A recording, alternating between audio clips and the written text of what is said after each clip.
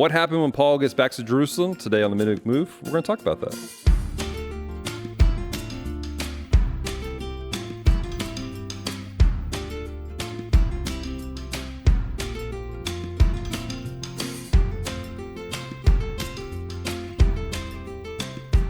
Hello and welcome to the Midweek Move, podcast essentially in the place, the podcast where we examine the scriptures in context and ask ourselves, what is happening? And today, ladies and gentlemen, joining me at the bright orange wall is Aleesia. How are you doing, sis? Hello, I'm okay. So excited to have you here with us today as we dive into the Word. Have you been enjoying film school? Yeah, I have. It's been a lot of fun. What's been the best part for you? Just spending time with everybody, you know, and like hearing everybody's different ideas. I like it. I do enjoy hearing the creativity coming from the group. Mm-hmm. Some of you, a little bit more wild than others, and I love it. And I wish I had a bigger budget to make your dreams come true. But you guys are doing some cool stuff. Mm-hmm. All right. Well, we are traveling through the book of Acts. Last week, we had Farron on. And we were talking about Paul taking the craziest route back home. And now we hit back in Jerusalem here in chapter 21. And you have some questions. So let's walk through it, and we'll see what we can do. Okay. So this passage was Acts chapter 21. Mm-hmm. And it was talking about how Paul was going to Jerusalem. Mm-hmm. And he had went through a couple of places before he got here, and he found some disciples in Tyre, and they stayed there 7 days, and they tried to tell Paul not to go to Jerusalem. Mm-hmm. They told him through the Spirit, it says. And one of my questions was, why did they tell him through the Spirit why did they tell him through the Spirit not to go if that is where the Lord's just leading him? That's a great question. So there's one level of aspect of this through the Spirit thing. When you study it out, it's likely there was a prophetic word coming out. Mm-hmm. And here's the deal about the prophetic. God's speaking to you, and he says, hey, this is what's going to take place. Our job, when your job with the Lord's moving through you, and there's some prophetic word, is just to give what the Lord has. But there's still this human element of you going, man, what do you do with this? So the prophetic word that came to him was likely, hey, if you go back, this is going to be a bad day for you. Now, if you know that, say your sister's going somewhere and you go, man, if she goes, this is going to be bad. She's going to be in danger. Mm-hmm. Are you going to say, have fun? Or are you going to be like, you shouldn't go? Yeah, be like, you shouldn't go. Right. Stay with me. Because you care about your sister. You love her, right? These are people, they're going, man, we got this prophetic word and it's heavy on our heart. Paul, something bad's going to happen to you if you go. You don't go back there. And so there's this human aspect of going, hey, Paul, don't do this because it's going to be bad for you. Mm-hmm. And this is the struggle that you didn't have to run into. And you hit you hit the nail on the head. God's leading him to go do this. He has to do that. Now there's foreknowledge coming forth that, hey, this is going to be a bad situation if you go. And he has to now weigh the whole aspect. He has to determine going, okay, this is what they're saying. Well, what is the Lord saying? Mm-hmm. And the thing is, prophetic words are great and they have a space for things, but we always have to ask the question, what does the Lord say? What does he tell me to do? Now, those prophetic words, what they do, are they preparing his heart for the situation? He's going in with understanding, okay, it's going to be a rough ride, so I need to be not surprised. I need to not just freak out about it. I can prepare ahead of time. But that's what that's taking place. Again, they care about him. This is great that they're warning him. Now, if you are somebody who's giving a prophetic word, you're walking through that kind of stuff, you have to temper that also, of going, what is the Lord? What is not the Lord? And this is where people get themselves in danger sometimes. They insert themselves into things, or they're saying stuff over stuff they don't need to be doing, and that can get dodgy. That's how people get hurt. So like when we're talking, and we'll say that I feel like the Lord's got something for you, you're not going to hear me go, thus saith the Lord, Aleesia, this is what you need to do. I'm very much, okay, this is what I really feel like the Lord is saying. I feel like maybe you might want to do this, but go pray about it. I just had a conversation with somebody who, man, they're struggling with some decision to do some stuff. I'm like, well, go pray about it. And what does the Lord say? You know, if you tell me, and I, as a person that I trust, that's mature, if they tell me the Lord said to do something, they're going to do it. If the Lord says don't do something, I'm not going to force you to go do it. So that's kind of what's taking place there. All right. Okay. And then they're all telling him not to go, and they finish the voyage from Tyre. Mm-hmm. And this is when Agabus, the prophet, comes down from Judea, mm-hmm. and he comes and prophesies, and he takes Paul's belt, binds his own hands and feet, and says, thus says the Lord, so shall the Jews at Jerusalem bind the man who owns this belt, and deliver him into the hands of the Gentiles.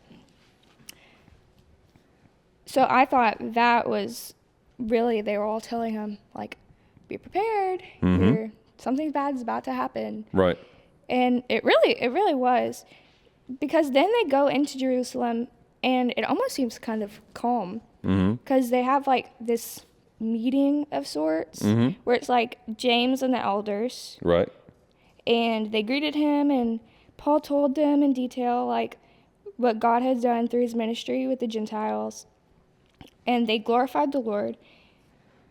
And then, and they said to him, you see, brother, how many myriads of Jews there are who have believed, and they are zealous for the law. But they have informed about you that you teach all the Jews who are among the Gentiles to forsake Moses, saying that you ought not to circumcise their children, nor to walk according to the customs. So they were all upset because Paul was going against what Moses had told him, and they're with their customs. Right. That's what they do. Right. And I found something interesting out a couple days ago about the Jews.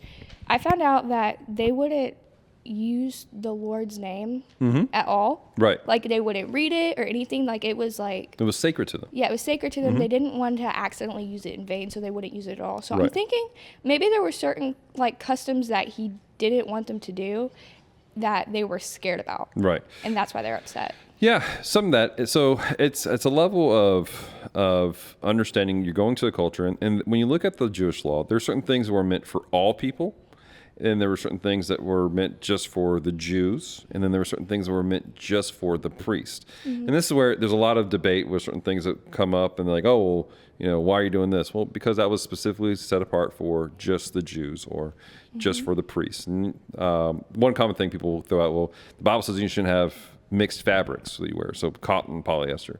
That was specifically just for the priest. Had nothing to do with everyone else. And that was a level of just setting people apart. Well, when you get to the aspect of you're now ministering to Gentiles, people who weren't raised in Judaism, there's this question, well, do we need to do stuff? And Paul kind of addresses this earlier in Acts of going, hey, they don't need to get circumcised because they're not Jewish. That was something God gave to Jewish people specifically. And so that's kind of what they're navigating. But you still have people who grew up in Judaism. They were what we call Messianic Jews. And they're going, I had to go through all these things. I follow the Torah. I follow all 613 commandments given to us through the Old Testament, interpreted by the rabbis. Why aren't they doing it? Because they don't have to. They're not Jews at all. They're Gentiles. Now, are there things that God has for us that we got to do? Yes. Is there a moral law that has to be followed? Yes. But so what Paul's having to do is help these people to walk the path of understanding the difference between Jewish laws that's meant for just the Jews, but also the greater law that's meant for everybody to follow. And that's the tension that takes place. It's kind of like it's almost a jealousy situation. It's like, let's say that you grew up and your mom had some specific rules for you, and your sister, who's younger than you, she doesn't have to follow those rules. And you're like, I wasn't allowed to do this until this. Great example. My mom, girl, she got, I believe she got her ears pierced when she was like 15. Her older sister freaked out, spazzed, because their mom didn't let her get her ears pierced until she moved out as an adult. And she's like, why did you let her do that? Different time frame, different mindset. Yeah. Mom grew. It's the opposite for me, actually. Oh, yeah? I had mine pierced when I was a baby, and my sister got hers pierced recently. Oh, really? It was odd. I was like... It's like, why the difference? Why the difference? So, but anyways, it's a different time frame, different stuff. My grandmother learned it's not a big deal. It's fine. But then you also have different situations. There's certain things that he had requirements for the Jews that had to handle, and they were more strict about it because they need him to do it. Whereas the other side of things, the Gentiles, he didn't have certain things for them. So he was like, don't worry about that. So that's kind of what's taking place. Part that confused me was when they said in verse 23, therefore, do what we tell you. We have 4 men who have taken a vow. Take them and be purified with them and pay their expenses so that they may shave their heads and that all may know that those things of which they were informed concerning you are nothing, but that you yourself also walk orderly and keep the law. Okay. That part confused me because like, is them shaving their heads like, I'm confused. So, well, let's rewind a little bit. Okay. Go back up here down to verse, back to 20. So they are all zealous for the law, and they have been told about you and all that you preach and teach. The Jews who are among the Gentiles to forsake Moses, telling them not to circumcise their children or to walk according to our customs. What then is to be done? They will certainly hear that you have come. Do therefore what we tell you. We have 4 men who are under a vow, likely a Nazarite vow, which is a special vow that they will take. That's Samson took the Nazarite vow, I believe. Man, I hope I'm saying that right. Basically, couldn't cut their hair, certain things they had to abstain from, no wine, anything like that. And we have, verse 24, take these men and purify yourselves along with them and pray and pay their expenses so that they may have shaved their heads. Thus, all who will know that there is nothing in what they have been told about you, but that you yourselves also live in observance of the law.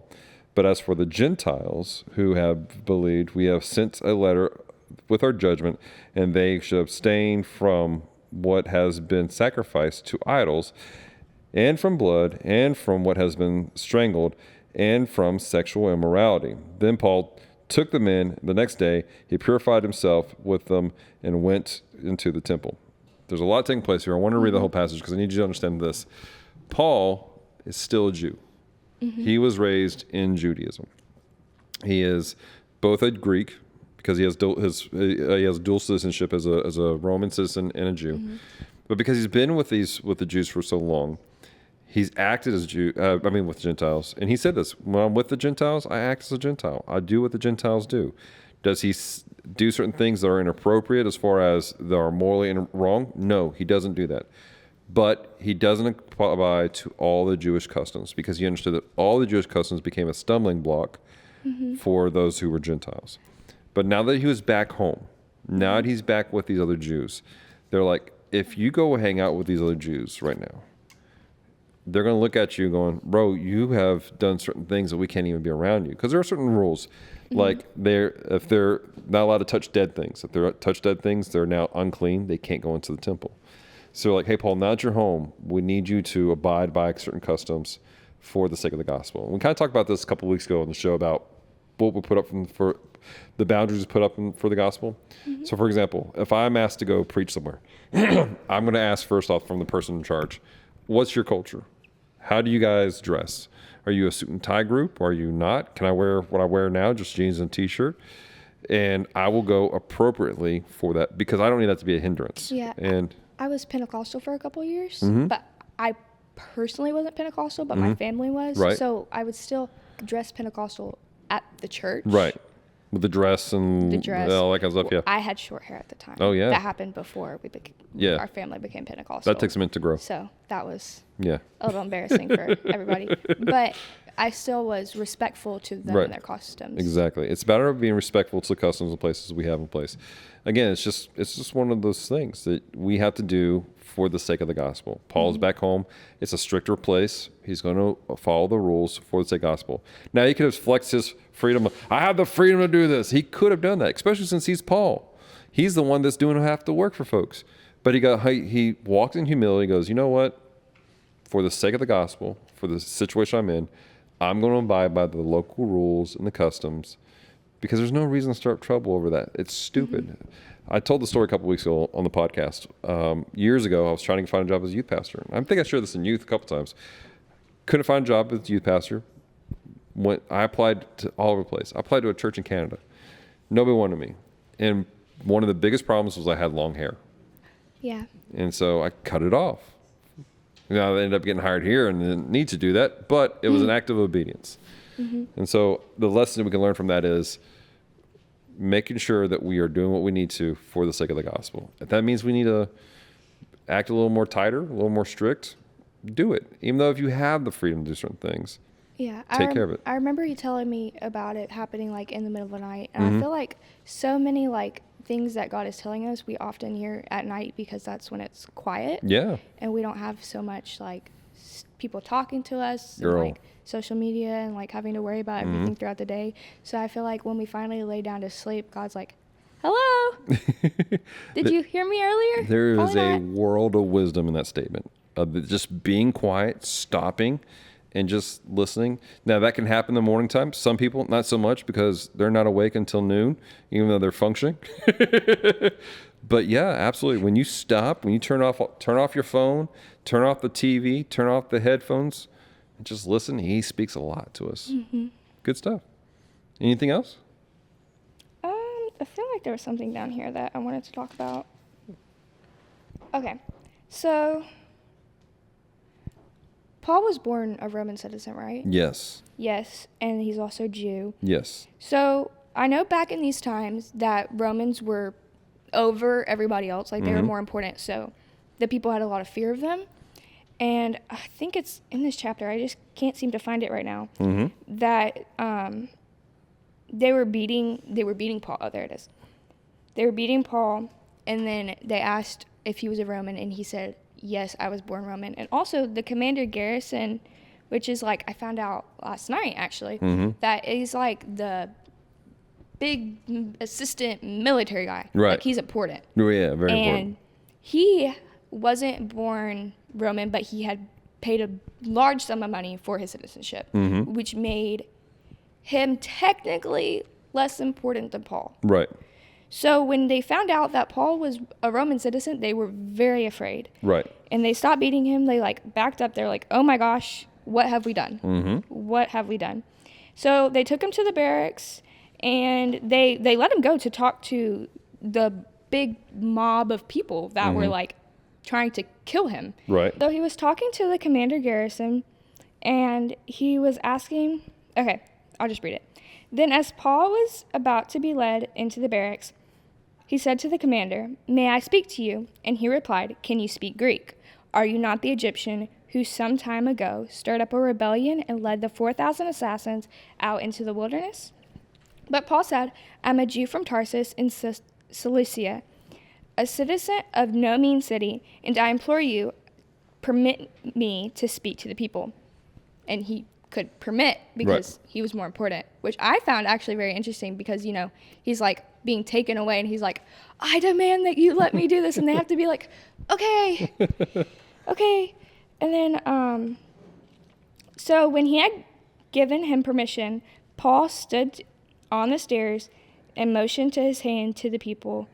And when they were at a great silence, he spoke to them in the Hebrew language, saying, and then it goes to the next chapter. Right. But it's interesting because he asked if he could speak Greek, and then he spoke Hebrew. That was one of my questions. Right. So, rewind.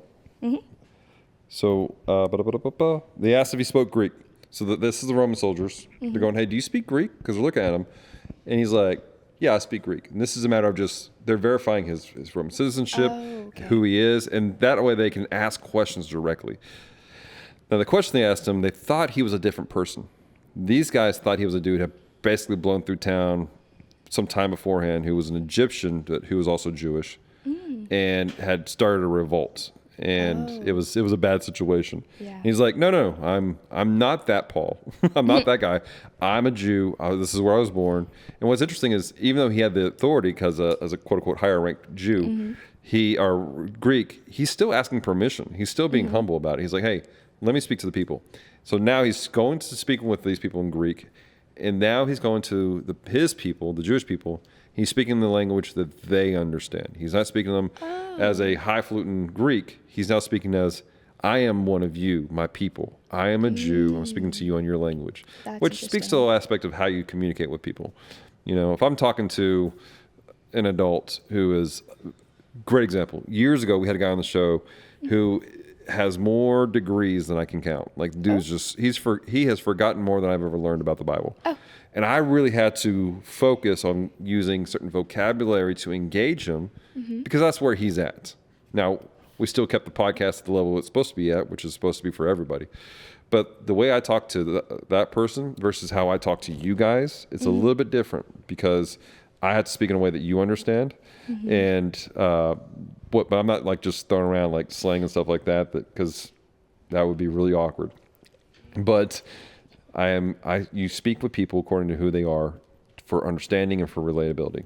Yeah, I had to learn that the hard way. Yeah? When I would talk to people, see, I used to read all the time, so my vocabulary is quite broad. I like that. So when I talked to people, they didn't know what I was saying, and they would say, English, please, English, please. That's I'm like, okay. It's English.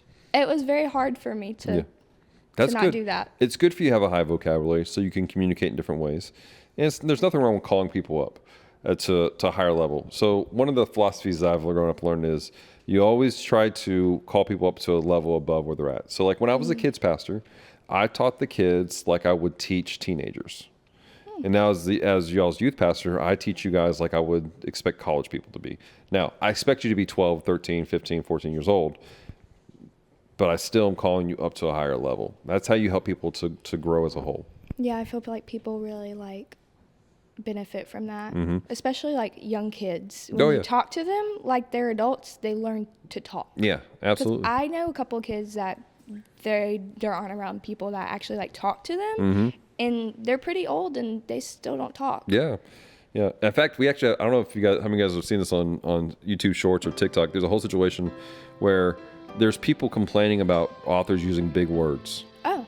They're like, stop using big words. It's ableist. And it's like, yeah. No, that's not that at all. I thought that I had a good reading comprehension until I started reading one of my now favorite authors, Brandon Sanderson, and he uses a lot of very large words in the same sentences, and also words that he's made up in other books that I haven't read before. Right.